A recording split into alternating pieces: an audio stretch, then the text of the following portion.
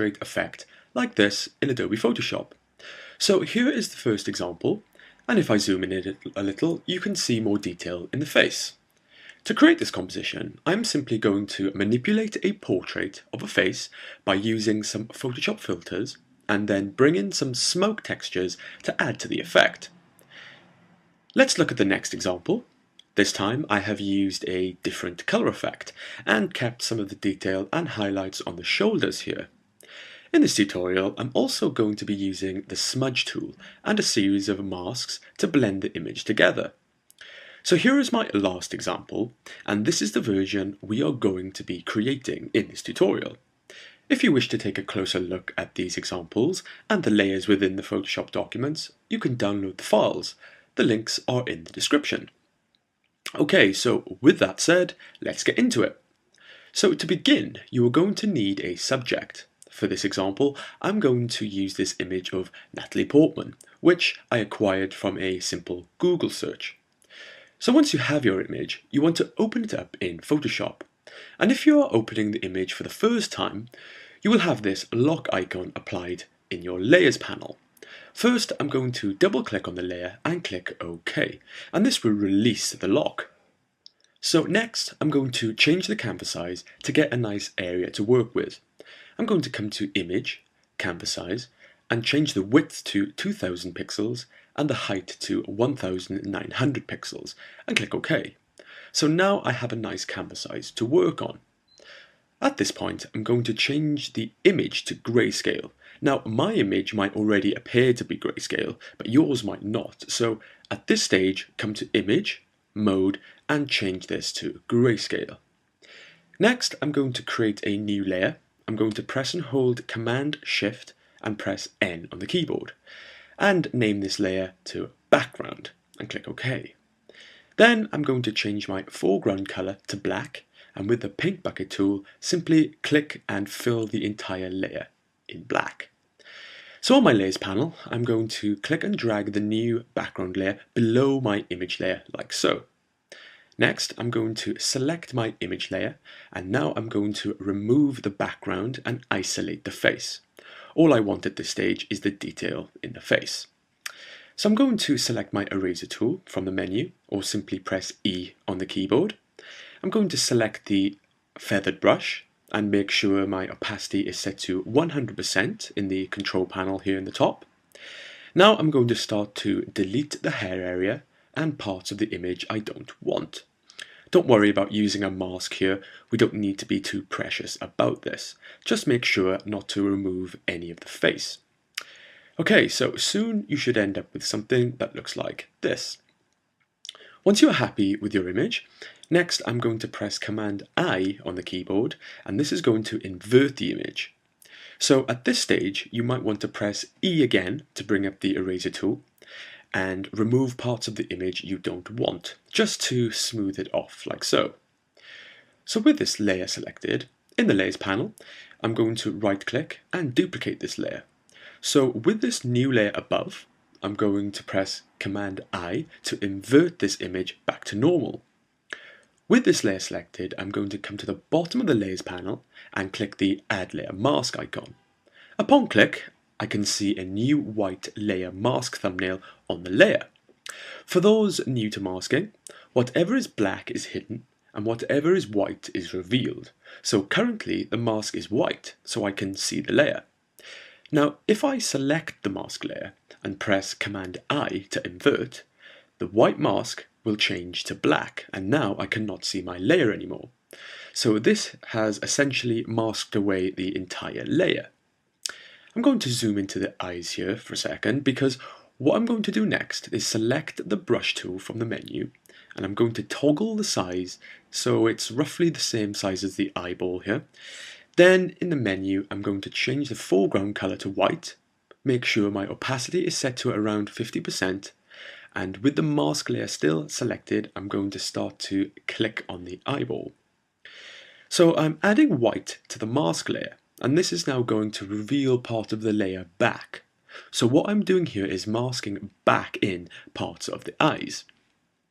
If I toggle the visibility of this layer, we can see the eyes are looking rather flat. So I have maintained the eyes like this to keep the detail. So once you have something that looks like this, in the Layers panel I'm going to select the top layer, I'm going to press and hold Shift and select the layer below. So now I have them both selected. I'm going to press Command E to merge these two layers together, and I'm going to rename this new single layer to Smoke Base. Next, I'm going to duplicate this layer by right-clicking and selecting Duplicate, and I'm going to go ahead and rename this layer to Smoke Detail. Okay, so now it's time to apply some filters. So the first filter I'm going to add is to the Smoke Detail layer. With the layer selected, I'm going to come to Filter, scroll down to Stylize, and select Glowing Edges. So this effect is going to give us the detail in the face. And what I like about this effect is that it's going to create some lines and highlights and create some smoke ripples. So I'm going to tweak the edge width, edge brightness, and smoothness until I get something I am happy with. Remember, we are trying to make it look more smoke-like here, so try and find a balance between the sharpness and the softness of the effect. Once you have something that you're happy with, click OK, and there is the effect. For now, I'm going to toggle the visibility of this layer to focus on the smoke base layer below. So with the smoke base layer selected, this time I'm going to come to Filter, scroll down to Brush Strokes, and select Accented Edges. So with this effect, I want to create a background smoke base. I want to make the detail a little less prominent and more cloudy. This layer is going to complement the smoke detail layer we just made. So I'm going to tweak the edge width, edge brightness, and smoothness until I get something I am happy with. And that's looking pretty cool, so I'm going to click OK. And there is the effect. I'm now going to change the opacity of this layer to about 60%, just to push it back a little. And then I'm going to toggle back in the visibility of the smoke detail layer above. Next, with the smoke detail layer selected, I'm going to come to the blending options up here in the top left and select Screen. So this is now going to place the white highlights on top of the smoke base layer below. Nice. Okay, so with the two layers prepared, I'm going to go ahead and add layer masks to each of these. So with the smoke detail layer selected, I'm going to come to the bottom of the layers panel and click the add layer mask icon. And there is the new mask thumbnail in the layer. Then I'm going to do the same for the smoke base layer. So now I have a layer mask applied to each layer. Right, so with the smoke base layer selected, I'm going to click on the mask thumbnail, change my foreground color to black, choose the brush tool, select a feathered brush, set my opacity to about 30% in the control panel, and I'm going to toggle my brush size accordingly, and I'm going to start to click on the mask to mask away the surrounding smoke area until I have a nice clean face area like so. Now, because my opacity is set to 30%, I can get a nice gradual blend. Once I'm happy with this, I'm going to select the mask thumbnail of the smoke detail layer. And again, I'm going to start to mask away some of the detail I don't wish to include.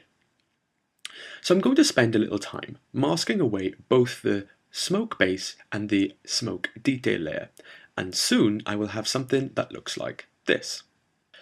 So now I have isolated the face and I have a nice smoky vibe going on here. So next I'm going to zoom out. I'm going to select both layers in the layers panel. First select the top layer, hold shift and click the layer below. And I'm just going to move these down slightly to give more room above, ready for the smoke. Okay, so now it's time to bring in the smoke textures. Now, there are many ways of drawing and creating smoke in Photoshop, but this could take a while, and there is nothing like the real thing. So I have acquired my textures from a royalty-free website called photogene.net. These images only cost me a couple of dollars, but you can easily find some smoke textures by doing a Google search. So I have my first smoke texture here. I don't need it all, so I'm just going to select the part I want, and I'm going to press Command C to copy. Then I'm going to press Command W to close the image. and in my new comp I'm going to press Command V to paste. Before I do anything else, I'm going to apply a blending mode to this layer, and I'm going to choose the blending mode Screen. Next, I'm going to press Command T and press and hold Shift and Alt on the keyboard and click and drag the top right pointer to scale the image up like so. Now, this part is down to your creative judgment, and you might want to experiment with this. What I'm going to do now is position my smoke texture where I think it will work. So I'm not really feeling it at the moment, so I'm going to come to Edit, Transform, and Flip Horizontal. I'm going to press Command T again to scale up and rotate. I'm going to place this nicely here against the jawline and perhaps rotate the image further. That's looking pretty cool. It's looking part of the face there. So I'm going to zoom in, and now I have this awkward looking part of the smoke here, and that's not looking very smooth. So now I'm going to use the smudge tool and apply a layer mask to blend this nicely into the face profile. So with the smudge tool selected, set the strength to about 30 up here in the control panel, so it's not going to be too harsh. Toggle the brush size accordingly, and in this instance I'm going to click and drag on the smoke layer and manipulate the smoke so it curves around the jaw like so. Now, depending on your image, you may not have to do this exactly, but keep this technique in mind should you need to use it on other parts of your image. So once I'm happy with this, I'm going to apply a layer mask to this layer. Just like earlier, click on the layer, come to the bottom of the layers panel and click on the add layer mask icon. I'm going to press B to select the brush tool, make sure it's a feathered brush with the opacity set to around 30%, and I'm going to click on the mask to mask away some of the smoke layer and blend it into the face like so. If I zoom out, I can see the smoke edge is looking rather harsh up here. So I'm going to toggle the brush size and click the mask to mask away the edge of the smoke to blend it out like so. So I'm going to open my next smoke sample, select the area I want, copy, I'm going to close the document and paste into my new document. Again, I'm going to apply a screen blending mode to the layer and press Command T to activate Free Transform and scale up. I'm going to flip this image again and perhaps rotate slightly. Next, I'm going to apply a mask layer, and with the brush tool set to black, click into the mask and mask away some of the harsh areas and feather out the smoke like so. So I'm going to open up my last sample, select the area I want, copy, close, and paste into my new document. I'm going to apply the screen blending mode, scale up, position, and rotate. Again, I'm going to use the smudge tool to blend the smoke into the face profile, then add a layer mask, and use a black feathered brush to mask and blend the smoke. So soon you should have something that looks like this. As you can see, the smoke is going off the edges of the canvas, so I'm going to click the top layer, hold Shift to select the bottom layer. With all the layers selected, I'm going to press Command T and I'm going to scale them down like so to nicely fit the composition within the canvas area. Nice. So now I'm happy with the composition. I'm going to spend a little time tweaking the layer masks on my smoke layers. What I want to get now is more depth in the smoke. So by selecting a smoke layer, I'm going to click on the mask thumbnail, and with a black feathered brush and the opacity set to around 30%, I'm going to toggle the brush size accordingly, and I'm going to click into some of the smoke areas just to push back some of the detail and bring to the front some of the nice white streaks. Remember, black hides the layer and white reveals the layer, so if at any point you feel you have masked too much away, you can just change the foreground color to white to click and bring back in some of the smoke. And that's looking quite nice. Also, I'm going to make sure the smoke blends out nicely around the edges. So once you're happy with the smoke areas, I'm going to focus on the face area. With the smoke base layer, I'm going to tweak the mask layer and subtly remove some of the image, particularly in the forehead area where the smoke meets the face. Then I'm going to tweak the smoke details layer. I'm going to just feather some of the lines away just to reveal some nice highlights. Looking closely, I can see the ripples may look too sharp in some areas here, so I'm going to select the smudge tool, push up the brush size, make sure the strength is around 30% up here in the control panel, and I'm going to click and smudge the ripples ever so slightly, just to blur them a little to get a nice smoky effect. So soon you should have something that looks like this. Now we are almost finished. Next, in the layers panel, I'm going to select all the layers. I'm going to right click and duplicate. With all the new layers selected, I'm going to press Command E to merge them all together into a single layer. I'm going to call this layer Overlay. With this new flat layer, I'm going to apply a blending mode, and I'm going to apply the blending mode of Overlay. And you can see that this has boosted the highlights in the smoke. If you think that is too much, simply toggle the opacity of the layer. In my case, I'm going to set mine to around 20%. So that's how you can create a smoke effect in Adobe Photoshop. Now, I could leave it like that, or I could add some color. To do this, I'm going to create a new layer by pressing and holding Command Shift and pressing N, and I'm going to name this layer to color. Now at this point, it's important to change your image mode to RGB. So I'm going to come up to Image, come down to Mode and select RGB. Then I'm going to choose a foreground color. I'm going to go for a golden yellow color. Then I'm going to click the little arrow above to toggle the background color, and I'm going to choose a pinkish red color. Once I have my color selected, I'm going to click and hold on the paint bucket tool and select the gradient tool. With this, I'm going to click in the bottom right corner and click and drag up to the top left corner. And now I have this nice gradient layer. With this new layer, I'm going to give this a blending mode of Overlay, and boom, there it is.